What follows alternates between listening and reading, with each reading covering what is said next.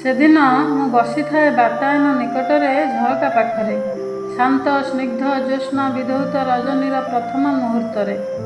ଅନେକ କଥା ମନରେ ଉଙ୍କି ମାରେ।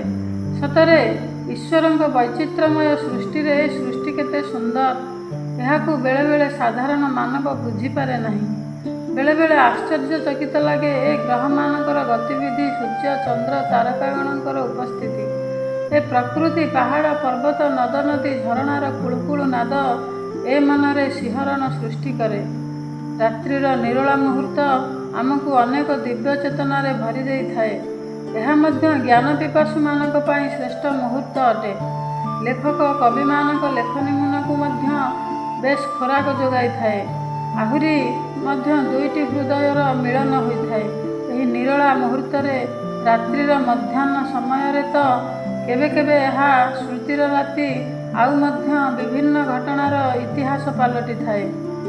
ଏମିତି ବି ରାତ୍ରି ଆଣିଦିଏ ତା'ର ଶେଷ ମୁହୂର୍ତ୍ତରେ ବେଳେବେଳେ ରଙ୍ଗୀନ ସ୍ୱପ୍ନ।